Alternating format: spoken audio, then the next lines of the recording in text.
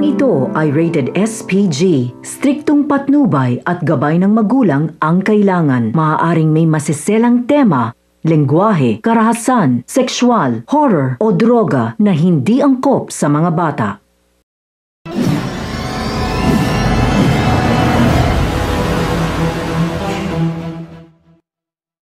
Magandang umaga po sa inyong lahat, at sa mga sandaling ito, ako po ay narito ngayon sa simbahan po ng Santo Tomas City, Batangas. Ito po yung parokya dito po sa Santo Tomas City, Batangas.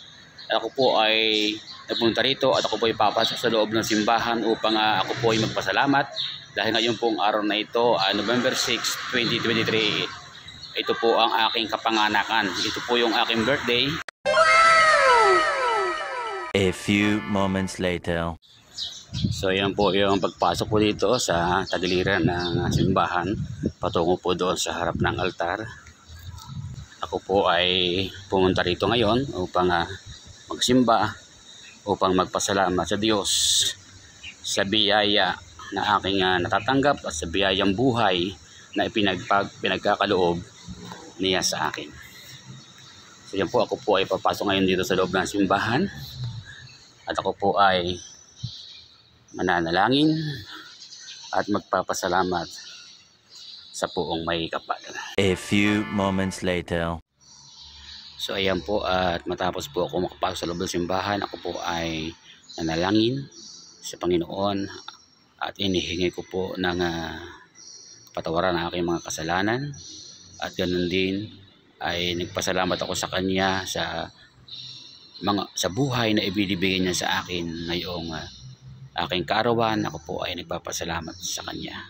At paglabas ko po ng simbahang ito dito po sa St. Aquinas Parish Church, bayan ng Santo Tomas City, Batangas, ako po ay diretso sa puntod o sa sementeryo, sa libingan ng aking mahal na ina. A few moments later. So matapos po ako ay nagpunta po dito sa sementeryo, galing po dyan sa simbahan sa Santo Tomas City, Batangas, ako po ay nagdiretso dito po sa sementeryo sa Rose Valley, dito po sa Barangay Trapiche, Tanawan City, Batangas. At dinalo ko po ang puntod, ang nicho ng aking mahal na ina na si Felisa Parilasio Daigo. A few moments later. Ngayon pong petsang ito, November 6, ngayon pong araw ng Lunes, ako po ay umalis sa aming tahanan patungo po dito sa sementeryo upang dalawin po ang aking mahal na ina na mayapa na marami ng taong nakaraan. Ako po ay nagpunta rito dahil hindi po ako nakadalo noong araw ng mga patay. Ang pagdalo po sa mga pumayapa at yumao na sa mga nakalagak at nakalibing ay hindi lamang po tuwing araw po ng mga patay o yung All Saints Day o All Souls Day. Yan po ay pwede po kahit anong araw ikaw ay dumalaw. Ang mahalaga po ay makadalaw ka at makapag-alay ka ng panalangin o yung prayer para sa kaluluwa ng pumayapa.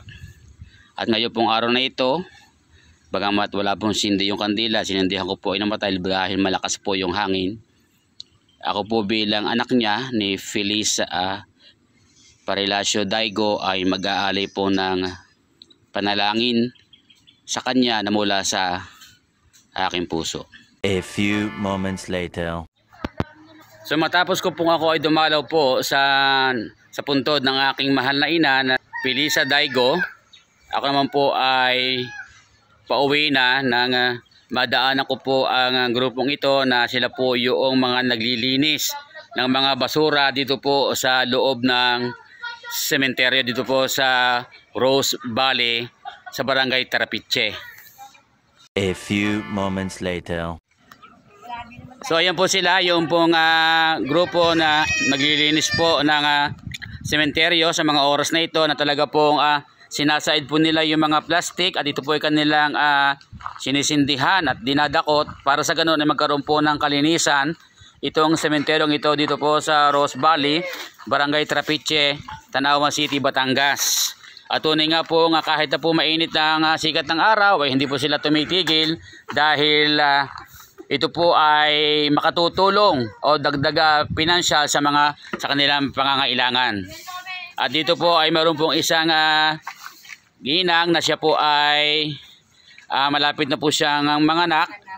Yan po, at isang araw o baka mamaya ay dalhin ko sa kanya yung sinabi ko sa kanya, bibigyan ko po siya ng pangkamay ng mga bata at yung gamit ng mga bata sa bagong panganak. At yan po ay nasa aking bahay na at nakahanda na po yon. So yan po, at bago po ako umalis dito sa dakong lugar na ito at ako po ay meron pang pupuntahan, ay bibigyan ko po sila ng kaunting pammeryenda, pampalubag loob, pampasipag. So yan po, bago po ako umalis patungo sa aming tahanan ay narito po yung mga, sabi ko po kanina, sila po ibibigyan ko ng pangmeryenda na kahit kaunting halaga, basta ito po ay galing sa ating puso, ito po ay napakaganda. So yun po nanay, at sa mga oras na ito po yung aking binibigay sa inyo, kaunting pangmeryenda, maliit lang po yan, pero po yung makakatulong sa inyo pampatid uhaw. So yun po, at maganda umaga po sa inyong lahat. Ito po ang inyong kaibigan, kabayan, kabalikatan, Kuya Edgar Makata ng Santo Tomas City, Batangas.